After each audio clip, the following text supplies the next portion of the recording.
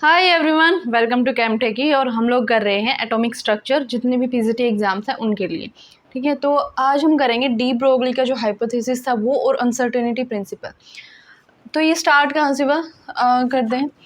सबसे पहले लाइट को क्या बोलते थे? वेव। स्टार्टिंग में यही बोलते थे लाइट क्या है, वेव नेचर की है। उसके बाद कौन आया? प्लैंक्स। ये सब हम पढ़ चुके हैं, बस रिवाइज कर रहे हैं कि प्लैंक्स ने क्या बोला था कि लाइट क्या है, फोटोन से मिलके बनी है, एक छोटे छोटे पार्टिकल्स या पैकेट्स की फॉर्म में होती है। तो इन्होंने क्या बोल दिया, लाइट को क्या है, ये पार्टिकल नेचर है।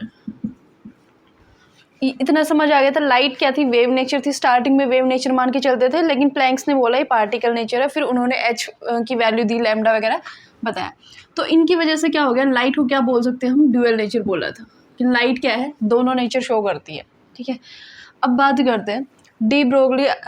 जब ये साइंटिस्ट आए तो इन्होंने पहली बात यहाँ पे नोटिस करना, हाइपोथेसिस बोला गया है यहाँ पे।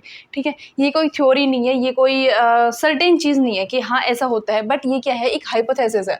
मतलब ऐसा उन्होंने एडवाइस दी है कि हो सकता है ऐसा हो, ऐसा उन्होंने बोला। और बाद में इन्होंने इनके बताने के बाद में क्या हुआ, एक्सपेरिमेंट जब किए गए तो इनकी बात ट्रू निकली थी कि हाँ ये सही बोल रहे हैं। ठीक है, तो ये हाइपोथेसिस है। इन्होंने क्या बोला कि इलेक्ट्रॉन का मास कितना होता है? 9.1 इंटू 10⁻31 किलोग्राम।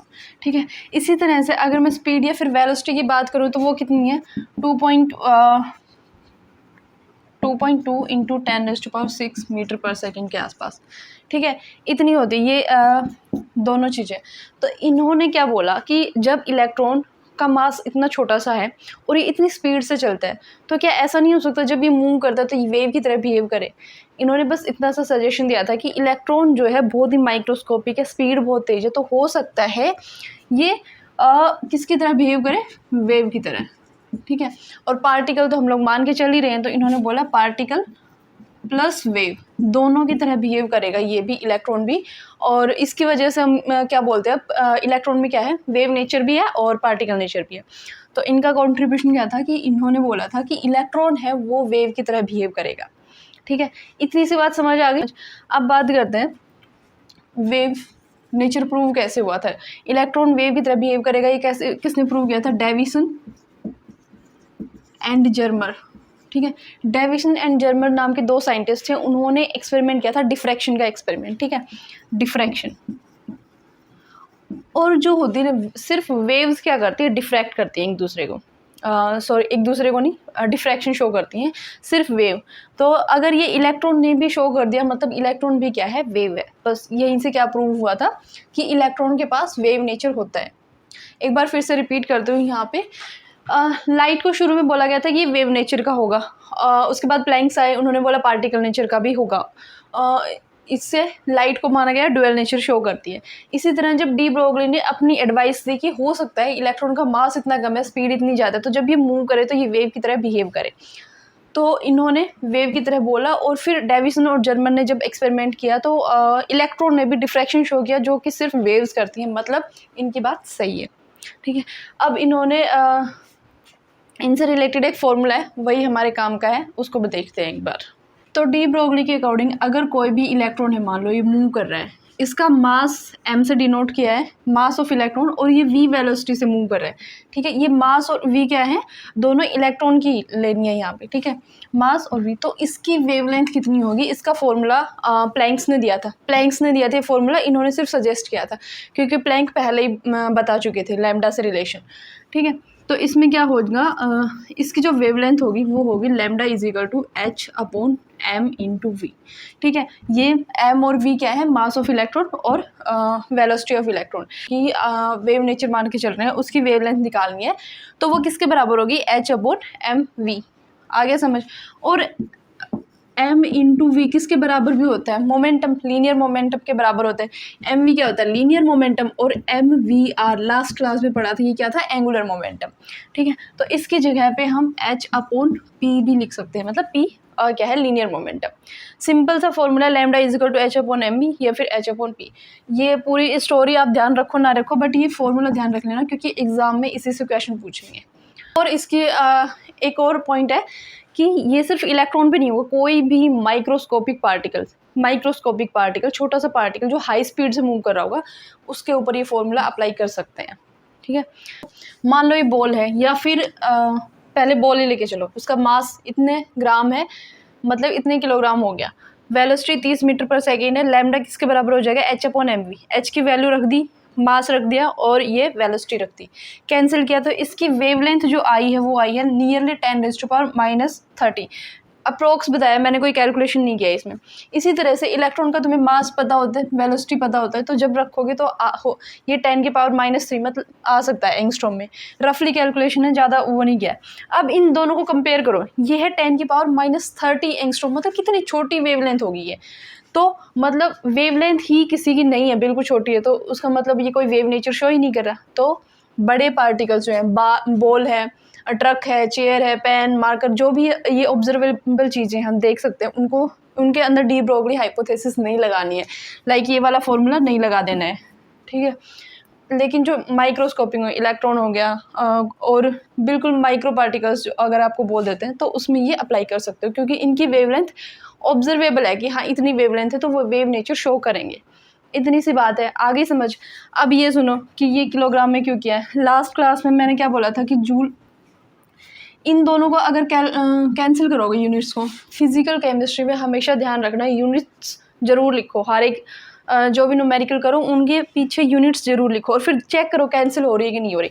अब ये जूल सेकंड है, और फिर नीचे मैंने अगर लिख दिया यहाँ पे ग्राम में रखा होता, और ये मीटर पर सेकेंड में, तो कुछ कैंसिल हो रहा है, यहाँ पे नहीं हो रहा। तो ये क्या यूनिट ऑफ वेवलेंथ दिख रही है आपको, नहीं दिख रही। लेकिन अगर मैं इसको लिखूँ जूल को किलोग्राम मीटर स्क्वायर पर सेकंड स्क्वायर, बोला था लास्ट क्लास में, जूल को क्या लिख सकते हैं, ये इंटू सेकंड, तो इंटू सेकंड तो है ही। अब यहाँ पे देखो ग्राम की जगह पे मैं इसीलिए बोल रही हूँ कि आपको किलोग्राम में करना पड़ेगा, क्योंकि किलोग्राम से किलोग्राम कैंसिल हो जाएगा। ध्यान रख लोगे इस चीज़ को, क्योंकि अगर डायरेक्ट कैलकुलेट किया तो 3 डिजिट्स का जो डेसिमल पॉइंट है उससे थोड़ा गड़बड़ आएगा और फिर आंसर गलत हो जाएगा। किलोग्राम यहाँ पे आ गया, मीटर सेकंड इनवर्स। ठीक है, अब यहाँ पे देखो किलोग्राम से किलोग्राम कैंसिल कर दिया, मीटर से और मीटर स्क्वायर, 1 मीटर से ये स्क्वायर हट गया, तो बच गया क्या मेरे पास मीटर।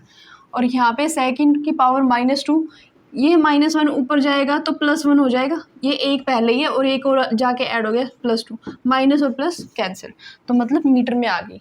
इसीलिए बोल रही हूँ मैं कि इस फॉर्मूला में जब भी अप्लाई करो, लैम्डा = h/mv, मास को किलोग्राम में कन्वर्ट करना है, और वेलोसिटी जो होगी वो आप मीटर पर सेकंड में रख रहे हो या फिर सेंटीमीटर पर सेकंड में रख रहे हो, उसके अकॉर्डिंग वेवलेंथ आएगी आपकी आंसर में, उसी के अकॉर्डिंग लिखना है। अगर एंगस्ट्रॉम में पूछते हैं, मान लो ये, तो तुम्हारा मीटर में आया, उसको कन्वर्ट करना पड़ता है एंगस्ट्रॉम में।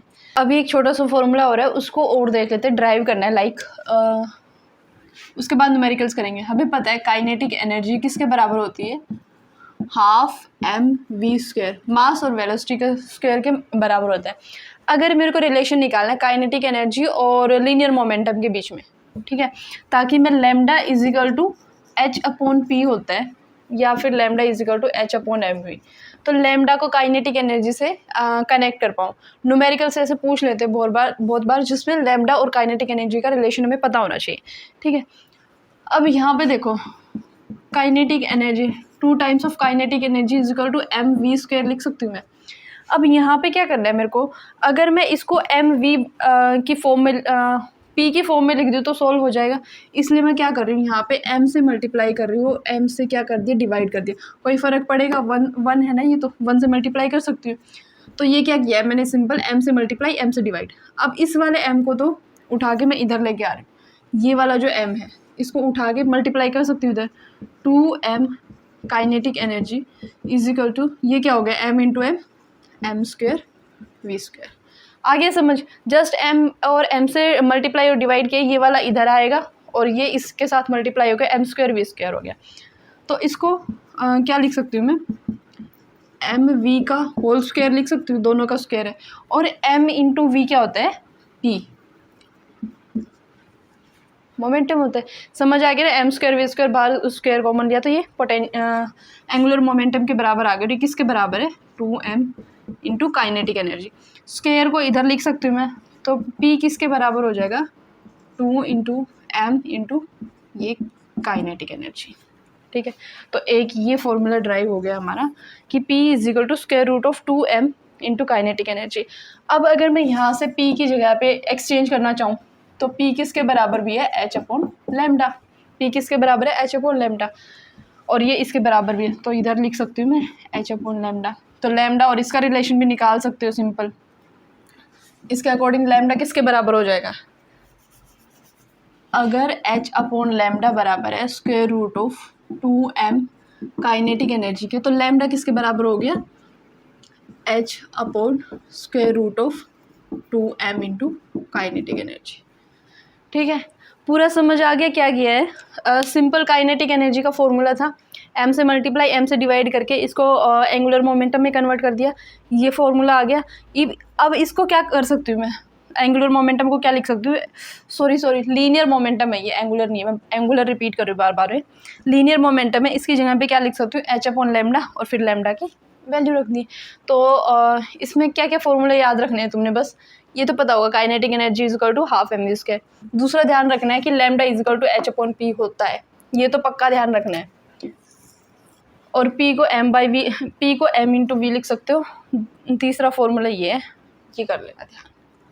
अब करते हैं इसके 2 या 3 न्यूमेरिकल्स करते हैं जिससे थोड़ा समझ आ जाए क्या कर रहे हैं। ये वाला तो बहुत ही सिंपल है, बिल्कुल बेसिक्स है, थोड़ा समझ आ जाए। Calculate the wavelength of an electron moving with velocity of 2.05 into 10 की पावर 7 मीटर पर सेकेंड।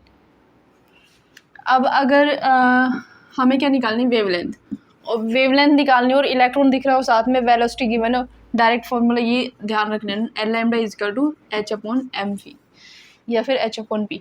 m, अगर अब m की वैल्यू नहीं पता है, मास ऑफ इलेक्ट्रॉन, तो बहुत दिक्कत है। ठीक है, मास ऑफ इलेक्ट्रॉन किलोग्राम में लिखना है पहले ही ध्यान रखना, और 6.6 इंटू 10 की पावर -34 जूल सेकेंड ही होता है, अपॉन मास ऑफ इलेक्ट्रॉन अगर मैं रखूँ -31 किलोग्राम, इंटू वेलोसिटी की वैल्यू मुझे गिवन है 2.05 इंटू 10 की पावर 7 मीटर पर सेकेंड। सेम जूल को kilogram metre square second inverse में लिख सकते हो, और फिर कैंसिल करके आंसर किस में आएगा आपका, जो वेलोसिटी की वैल्यू होगी, जिसमें मीटर है तो मीटर में आपकी वेवलेंथ आएगी। इसको पूरा कैलकुलेट कर लेना डिवाइड वगैरह करके। ठीक है, अब करते हैं नेक्स्ट क्वेश्चन। सवाल है, if kinetic energy of electron is this much, kinetic energy आपको गिवन है, कैलकुलेट इट्स वेवलेंथ। अब तुम्हें निकालनी वेवलेंथ, और दिया क्या है तुम्हें, काइनेटिक एनर्जी, और मास तुम निकाल सकते हो यहाँ से, मास तो इफ इलेक्ट्रॉन पता होता है, तो ये चीज़ें ये निकालनी, ये 2 चीज़ें हमें गिवन है। बताओ क्या कर सकते हो, पहले सोचो खुद से। पहला काम तो क्या कर सकते हो तुम लोग कि काइनेटिक एनर्जी को ही लिख सकते हो हाफ एम वी स्क्वायर। यहाँ से तुम लोग निकालोगे वेलोसिटी की वैल्यू, क्योंकि बाकी सब गिवन है। वेलोसिटी की वैल्यू निकालने के बाद क्या करोगे, lambda is equal to h upon m v, ये पुट करोगे। ठीक है, तो पहला अप्रोच होगा kinetic energy is equal to half m v square, v की वैल्यू निकाली और इस वाले फॉर्मूले में पुट करके आपने लैम्डा निकाले। दूसरा क्या हो सकता है, जो सिंपल फॉर्मूला हमने अभी निकाला था, lambda is equals to h upon square root of 2m into kinetic energy. ठीक है, इसीलिए बोल रही है फॉर्मूला याद रख लो, सिंप्लीफाई करने में अभी देखो कितना मल्टीप्लाई करते हैं, फिर इससे डिवाइड करोगे, स्क्वायर रूट करोगे, ये वैल्यू आएगी, फिर से h आएगा, फिर मास और ये वेलोसिटी वगैरह पुट करोगे। इससे बेटर है डायरेक्ट इस फॉर्मूले में पुट करो। लैम्डा h की वैल्यू वही joule second square root of 2 into mass of electron पता है, m से डिनोट कर रही हूँ मैं, और काइनेटिक एनर्जी तुम्हें गिवन है 3 इंटू 10 की पावर 25। सॉल्व कर लेना, या ये वाला थोड़ा लंबा है इसलिए ये फॉर्मूला ध्यान रख लेना। एटॉमिक स्ट्रक्चर जो चैप्टर है आपका, उसमें आपको अगर फॉर्मूलेज याद हैं अच्छे से, कौन सा कहाँ पे यूज़ करना है, प्लस उनकी यूनिट्स कि इलेक्ट्रॉन वोल्ट में आएगा, जूल में आएगा, किलोग्राम में आएगा, मीटर सेंटीमीटर, ये अगर पता है तो सारे क्वेश्चन हो जाएंगे, कोई दिक्कत वाली बात नहीं है। क्वेश्चंस इजी आते हैं, बट वही है कि अगर याद ही नहीं है फॉर्मूला कौन सा था तो दिक्कत हो जाती है वहाँ पे। बहुत ही सिंपल सा है, calculate the mass of photon with wavelength. इतना वेवलेंथ आपको गिवन है, लैम्डा कितनी होगी आपकी 3.6 एंगस्ट्रॉम। एंगस्ट्रॉम को किस में कन्वर्ट कर लो, मीटर में, 10 की पावर -10 से मल्टीप्लाई कर लो, सिंपल। अब यहाँ पे क्या है, आपको मास निकालना है और फोटोन गिवन है। फोटोन की प्रॉपर्टीज़ क्या है, किस स्पीड से चलता है ये, स्पीड ऑफ लाइट से। तो इसकी वेलोसिटी को मैं डायरेक्टली लिख सकती हूँ 3 × 10⁻⁸ मीटर पर सेकेंड। ठीक है, लैम्डा पता है, वेलोसिटी पता है, मास तो निकालना ही, तो सिंपल लैम्डा = h/mv। सारी वैल्यूज पुट कर दो, आंसर आ जाएगा। तो इसमें बस यही ध्यान रखना था कि फोटोन जो है वो स्पीड ऑफ लाइट से चलता है। जब क्वेश्चन करोगे तो ध्यान आ जाएगा तुम्हें, ये वाला फॉर्मूला पुट करोगे, वेलोसिटी नहीं पता होगी तो फिर अपने आप समझ आ जाएगा। तो अब हम करते हैं हाइजेनबर्ग अनसर्टेनिटी प्रिंसिपल। सिंपल सी बात है कि अगर कोई भी माइक्रोस्कोपिक पार्टिकल है और वो मूव कर रहा है, ध्यान रखना माइक्रोस्कोपिक मूविंग पार्टिकल है, माइक्रोस्कोपिक और मूविंग पार्टिकल है, तो उसका जो है एग्जैक्ट पोजीशन और मोमेंटम एक साथ नहीं बता सकते। मतलब अगर आपको पोजीशन पता है तो आप उसका मोमेंटम नहीं बता सकते, और मोमेंटम पता है तो एग्जैक्टली जो वर्ड है वो है कि एग्जैक्ट नहीं बता सकते, वहाँ पे कुछ ना कुछ एरर जरूर होगा। ये क्या है कि एरर होगा कहीं ना कहीं, इतना। ठीक है, अब फिर से रिपीट करती हूँ कि ये इम्पॉसिबल है for a microscopic particle that is moving, जो मूव कर रहा है, to determine the exact position और मोमेंटम साइमल्टेनियसली, एक साथ उनको मेज़र कर पाना इम्पॉसिबल है। ये क्या था, हाइजेनबर्ग अनसर्टेनिटी प्रिंसिपल, सिंपल सा है। अब इसमें अगर आप समझना चाह रहे हो क्यों इम्पॉसिबल है, तो ये मान के चलो इलेक्ट्रॉन को जब वेव की तरह मान के चल रहे हैं हम लोग, तो ये क्या कर रहा होगा, ये मूव कर रहा होगा कहीं ना कहीं ऐसे वेव की फॉर्म में, और ये साइन वेव्स की फॉर्म में जाते हैं। ठीक है, तो इसकी जो वेवलेंथ है, अगर हमें पता है ये साइन वेव्स में जाता है, तो हमने अगर वेवलेंथ को फाइंड आउट कर लिया है, एग्जैक्ट वेवलेंथ तो निकाल सकते हैं ना। इसकी वेवलेंथ पता लगने से क्या होगा, हमें मोमेंटम तो पता चल जाएगा, मोमेंटम पता चल गया, लेकिन इलेक्ट्रॉन यहाँ है कहाँ है ये नहीं पता चलेगा। ठीक है, तो इलेक्ट्रॉन का मोमेंटम हमने निकाल लिया वेवलेंथ की वजह से, साइन वेव अगर मान के चले हैं वेव नेचर की ओर, तो और इसकी पोजीशन नहीं बता पाएंगे कहाँ पे है। इसी तरह से अगर हमने पोजीशन फाइंड आउट कर ली, पोजीशन कैसे फाइंड आउट करोगे, इलेक्ट्रॉन वेव है तो बहुत सारी वेव्स का इंटरफेरेंस लेना पड़ता है, तब जाके एक वेव बनेगी। इतनी जो एरिया है वहाँ पे पता चल जाएगा कि इलेक्ट्रॉन है, बट उन वेव्स का मोमेंटम आप पता नहीं कर पाओगे। और अगर सिंपल वे में बताऊँ तो मान लो ये इलेक्ट्रॉन है यहाँ पे, इसकी पोजीशन को फाइंड आउट करने के लिए क्या करेंगे, हम एक फोटोन डालेंगे इसके ऊपर। ये क्या आ गया, फोटोन, इसकी एनर्जी है h μ। ठीक है, h μ एनर्जी का जब हम फोटोन डालते हैं, किसी भी क्रिस्टल में होगा, ये एटम में होगा ये इलेक्ट्रॉन, तो ये क्या करेगा, ये फोटोन यहाँ पे टकरा के और फिर वापस से यहाँ पे डिटरमाइन क्या कर लेंगे, हम ऑब्जर्व कर लेंगे।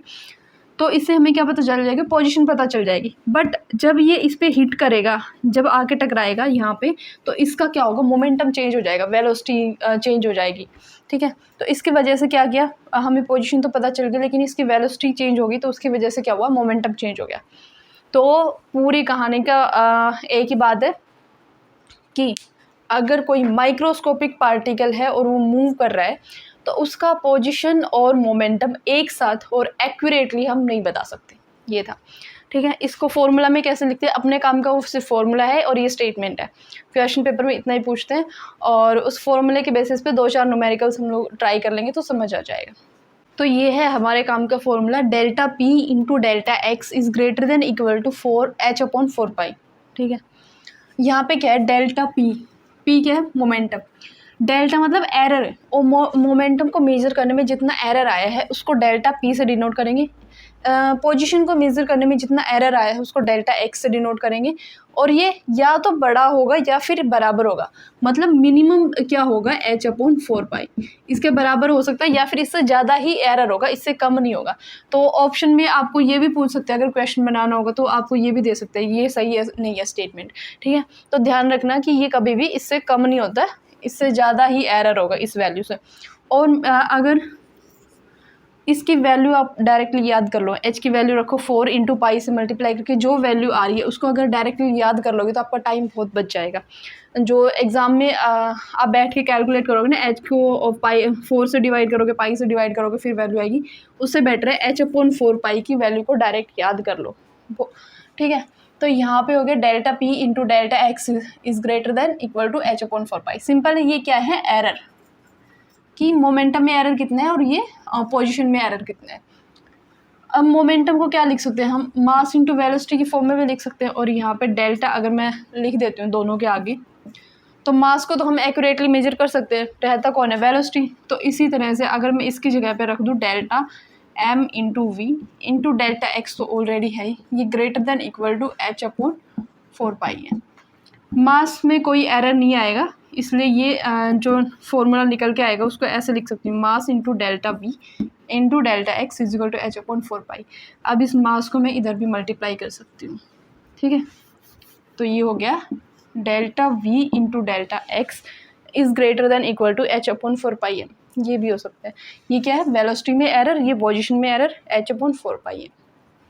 तो मेनली आपको ये फॉर्मूला ध्यान रखना है, और इसकी जगह पे m इंटू वी वहीं पर ध्यान रख लोगे तो m इंटू वी, मास को उधर मल्टीप्लाई किया, डेल्टा वी आ गया।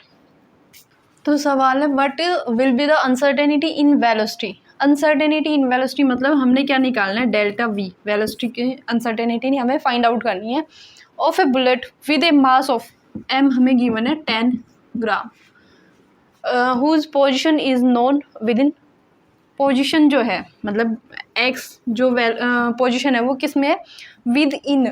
विद इन का मतलब है इतना एरर है उसके अंदर, और यही तो क्या होता है हमारा डेल्टा x। विद इन का मतलब है प्लस 0.01 भी हो सकता है और माइनस 0.01 भी हो सकता है एक्यूरेट वैल्यू से। मान लो एक्यूरेट वैल्यू 5 mm थी, तो वो 5.01 mm भी हो सकती है, 5 माइनस 0.01 mm भी हो सकती है, ऊपर नीचे, ठीक है। तो ये क्या है, एरर है हमारा विद इन जो बोला है। तो डेल्टा एक्स कितना हो गया हमारा, 0.01 mm।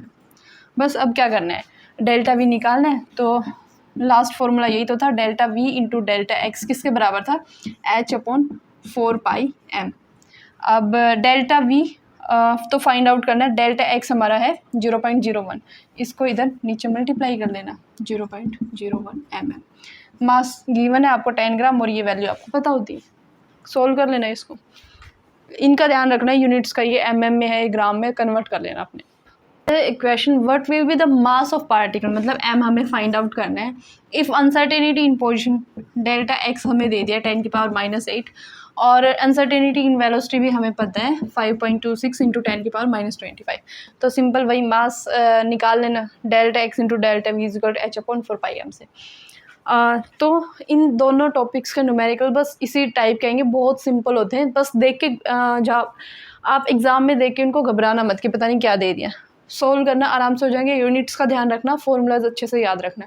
इतने ही सिंपल क्वेश्चन आते हैं, बट हम पढ़ के नहीं जाते या फिर रिवाइज नहीं करके जाते, तो यही डिफ़िकल्ट हो जाता है। प्लस कैलकुलेशन की प्रैक्टिस करो।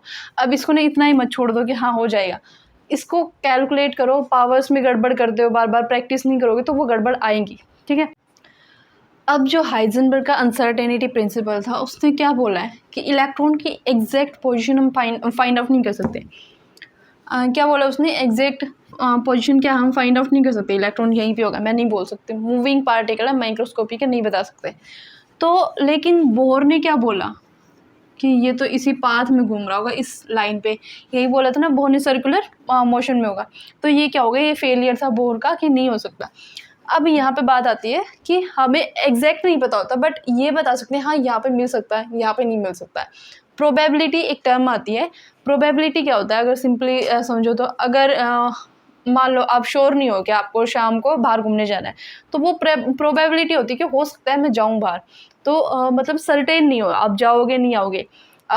वेदर फोरकास्ट जब करते हैं तो बोलते हैं कि हो सकता है आज बारिश हो, लेकिन सर्टेन तो नहीं होता नहीं कि आज बारिश होगी। इसी तरह क्या होता है, न्यूक्लियस के चारों तरफ अगर मैं मान के चलूँ इलेक्ट्रॉन को अगर मैं डॉट से डिनोट करती हूँ, तो मैंने एक टाइम पे देखा इलेक्ट्रॉन यहाँ पे है, दूसरे टाइम पे इलेक्ट्रॉन मुझे यहाँ मिल गया, तीसरे टाइम पे यहाँ मिल गया, फिर यहाँ मिला, थोड़ी देर बाद देखा यहाँ मिल गया, यहाँ, ऐसे करके इलेक्ट्रॉन मुझे कहीं पे भी मिल रहा है इधर, ठीक है। ऐसा नहीं है कि इलेक्ट्रॉन इसी लाइन पे घूम रहा होगा, ठीक है। ये अंदर भी होता है कई बार इससे बाहर भी होगा। ये है, ये यहाँ पे मिल जाता है। तो ये समझ रहे हो कि ये एरिया है जहाँ पे हम इलेक्ट्रॉन को फाइंड आउट कर सकते हैं। यहाँ मिल जाएगा कहीं, यहाँ कभी, यहाँ पे भी मिल सकता है इलेक्ट्रॉन, और यहाँ पे भी मिल सकता है इलेक्ट्रॉन, ठीक है।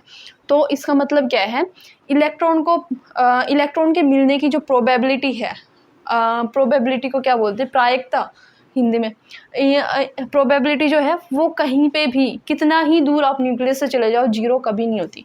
Probability of finding electron is never equal to zero, zero के बराबर कभी नहीं होंगे। कोई ना कोई इलेक्ट्रॉन मिल सकता है यहाँ पे, बट हम क्या करते हैं, मोस्टली क्या मिलता है, अगर इलेक्ट्रॉन यहीं पे मिल रहे हैं मोस्ट ऑफ द टाइम, कभी साल में एक बार मान लो तुम्हें यहाँ पे दिख गया तो अलग बात है, वरना मोस्ट ऑफ द टाइम क्या होगा, यहाँ पे इलेक्ट्रॉन घूम रहा होगा।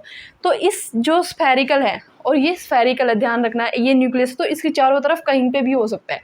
तो ये जो स्फेरिकल चीज़ है इसी को क्या बोल देते हैं, इलेक्ट्रॉन क्लाउड। आगे समझिए, इलेक्ट्रॉन क्लाउड, ये चारों तरफ इलेक्ट्रॉन को जहाँ पे फाइंड आउट करने की प्रोबेबिलिटी नियरली 90% होती है, कि मतलब 90% चांसेस हैं इलेक्ट्रॉन यहीं कहीं मिलेगा, तो उसको बोलेंगे इलेक्ट्रॉन क्लाउड। अब कोई शार्प बाउंड्री तो हम कर नहीं सकते कि हाँ यहीं पे मिलेगा, क्योंकि इलेक्ट्रॉन तो यहाँ पे भी मिल रहे हैं, कभी यहाँ पे भी मिल सकते हैं, लेकिन फिर भी क्या करते हैं, जहाँ पे 90% चांसेस होते हैं इलेक्ट्रॉन को मिलने की, उस बाउंड्री को जब हम खींच देते हैं ऐसे चारों तरफ, इसके स्फेरिकल है, ध्यान रखना। जो बलून होता है, ये मान लो जो गोल वाले बलून होता है, बीच में न्यूक्लियस है, और वो जो हवा भरी है बलून में, वो पूरा का पूरा क्या है, इलेक्ट्रॉन डेंसिटी है, इलेक्ट्रॉन क्लाउड है वो, ठीक है। तो वो इलेक्ट्रॉन क्लाउड है, ऐसे इमेजिन करके चलना है इसको, ठीक है। तो जब ये हमने शेप ड्रॉ कर दी, इसको क्या बोल देंगे हम, ऑर्बिटल बोल देंगे। ये क्या हो गया, ऑर्बिटल, ठीक है। तो इलेक्ट्रॉन क्लाउड समझ आ गया, जहाँ जहाँ पे इलेक्ट्रॉन के मिलने की टेंडेंसी सबसे ज़्यादा है, लगभग 90% है प्रोबेबिलिटी, उसको बोलेंगे इलेक्ट्रॉन क्लाउड। और अगर हम उसको डिनोट कर देते हैं ऐसे सर्कुलर पाथ से, या फिर पी ऑर्बिटल जब हम आगे पढ़ेंगे, तो उसमें इलेक्ट्रॉन की फाइंड आउट करने की प्रोबेबिलिटी सिर्फ इतने एरिया में होती है, तो उसको ऐसे डिनोट कर देंगे। तो इनको क्या बोलेंगे, ऑर्बिटल। आ गया समझ, सिंपल सा कॉन्सेप्ट है, जहाँ जहाँ पे इलेक्ट्रॉन की मिलने की टेंडेंसी हो उसको डिनोट करने के लिए ऑर्बिटल यूज़ करते हैं। अब हम एक छोटा सा है, ऑर्बिट और ऑर्बिटल में डिफरेंस क्या होता है, एमसीक्यू में पूछ सकते हैं बहुत बार, और एक बार कर लेते हैं। ऑर्बिट क्या है, जो बोहर ने बताया था, सर्कुलर पाथ, इस पाथ में इलेक्ट्रॉन मिलेगा, वो क्या, उसको क्या बोला था, ऑर्बिट, KLMNOP, या फिर 1 2 3 से जिसको डिनोट किया था। ऑर्बिटल क्या होगा, 3D जो अभी बात की हमने इलेक्ट्रॉन क्लाउड की, उसको जिससे डिनोट करेंगे वो होगा ऑर्बिटल। ये क्या होगा, 3D हो गया, और ये बोहर ने दिया था, और ये वाला किसकी वजह से आया था, हाइजेनबर्ग और ड्यूअल जो नेचर था उसकी वजह से आया था, डी ब्रोगली की वजह से। इन्होंने क्या बोला कि डेफिनेट, बोहर ने यही बोला था ना कि इलेक्ट्रॉन इसी पाथ में मिल जाएगा, मतलब उसने तो एक्यूरेट बता दिया कि हाँ इसी पाथ में मिलेगा। लेकिन ऑर्बिटल का कॉन्सेप्ट क्या है कि प्रोबेबिलिटी है वहाँ पे फाइंड आउट करने की, हो सकता है इलेक्ट्रॉन उससे बाहर भी हो सकता है उसके अंदर वाले पार्ट में भी हो, ठीक है। तो ये प्रोबेबिलिटी की बात करता है। ये क्या है, सिर्फ पार्टिकल नेचर को चलता है, जो इलेक्ट्रॉन था उसके सिर्फ पार्टिकल नेचर पे बेस्ड है। ये क्या है, वेव प्लस पार्टिकल दोनों नेचर्स पे बेस्ड है। डायरेक्शनल, कुछ डायरेक्शनलिटी नहीं बताई, सर्कुलर है तो क्या ही डायरेक्शनलिटी है, यहाँ पे क्या है, इसने बोला है डायरेक्शनल हो सकता है। ये पहले भी डिस्कस कर चुका है डायरेक्शनल, और ये कि बॉन्ड्स फॉर्मेशन का एक्सप्लेन नहीं कर पाया था बोहर मॉडल, और ये कर देगा। ये इंपॉर्टेंट है, मैक्सिमम इलेक्ट्रॉन जो होते हैं, maximum number of electron orbit में किसके बराबर होंगे, 2n² के बराबर। 2n क्या है, कौन सा ऑर्बिट है, पहला है, दूसरा है, तीसरा, चौथा, उसके अकॉर्डिंग यहाँ पे n की वैल्यू पुट करोगे तो आपका आंसर आ जाएगा कि इतने इलेक्ट्रॉन्स आएंगे। लेकिन कोई भी ऑर्बिटल हो उसमें क्या होगा, मैक्सिमम इलेक्ट्रॉन्स 2 ही हो सकते हैं यहाँ पे, चाहे S P D F आगे पढ़ोगे, कोई भी ऑर्बिटल हो उसमें एक ऑर्बिटल में सिर्फ 2 इलेक्ट्रॉन आ सकते हैं, ठीक है। तो ये थे इनके डिफरेंस, एक बार नोट डाउन कर लेना इनको अच्छे से और ध्यान रख लेना, ठीक। आज के लिए इतना ही कर दे, छोटा सा लेक्चर था बट इम्पॉर्टेंट है, इससे क्वेश्चन आ सकते हैं। तब तक के लिए प्रिपेयर करते रहिएगा, और चैनल को सब्सक्राइब ज़रूर कर दीजिएगा, और आपने अपने फ्रेंड्स के पास शेयर करें इसको, जो प्रिपेयर कर रहे हैं उनके पास, ठीक है।